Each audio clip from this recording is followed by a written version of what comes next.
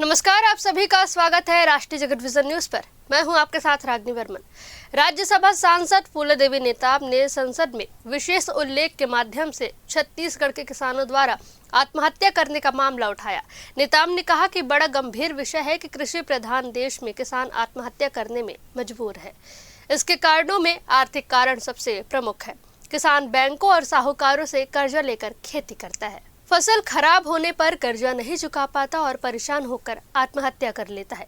नेताम ने कहा कि किसानों के कर्ज में डूबने का एक दूसरा कारण और भी है कि जिस पर आज विचार करने की आवश्यकता है। किसान जब अपनी उपज बेचने जाता है तो कई दिनों तक उसे टोकन नहीं मिलता और जब सरकार खरीदी बंद कर देती है तो उसे कम दाम पर बाजार में अपनी उपज को बेचना पड़ता है। ऐसी स्थिति में किसान कर्जे में डूब जाता है। नेताम ने आगे कहा कि छत्तीसगढ़ में धान खरीदी नहीं होने पर आत्महत्या करने वाले किसानों की समस्या बताते हुए कहा कि छत्तीसगढ़ में किसान खरीदी केंद्रों में धान लेकर गए तो उन्हें टोकन नहीं दिए गए। इस अव्यवस्था के कारण छत्तीसगढ़ के महासमुंद, कोरबा, मोहला, मानपुर और जांजगीर चांपा में कई किसानों ने आत्महत्या कर ली। उपसभापति महोदय, यह एक गंभीर विषय है कि कृषि प्रधान देश में कुछ किसान आत्महत्या करने पर मजबूर हैं। इसके कारणों में आर्थिक कारण सबसे प्रमुख है। किसान बैंकों और साहूकारों से कर्जा लेकर खेती करता है, फसल खराब होने पर कर्जा नहीं चुका पाता और परेशान होकर आत्महत्या कर लेता है।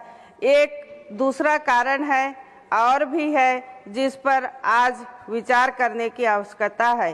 किसान जब अपनी उपज बेचने जाता है तो कई दिनों तक उसे टोकन नहीं मिलता और जब सरकार खरीदी बंद कर देती है तो उसे कम दाम पर बाजार में अपनी उपज को बेचना पड़ता है। ऐसी स्थिति में भी किसान कर्ज में डूब जाता है। उदाहरण के तौर पर जब छत्तीसगढ़ में किसान कुछ खरीद केंद्रों में धान लेकर गए तो उन्हें टोकन नहीं दिए गए। इस अव्यवस्था के कारण छत्तीसगढ़ के महासमुंद, कोरबा, मोहला, मानपुर और जांजगीर चांपा में कई किसानों ने आत्महत्या कर ली। अतः सरकार से मेरा निवेदन है कि अंतिम किसान तक टोकन का वितरण और उनकी उपज की खरीदी को सुनिश्चित किया जाए।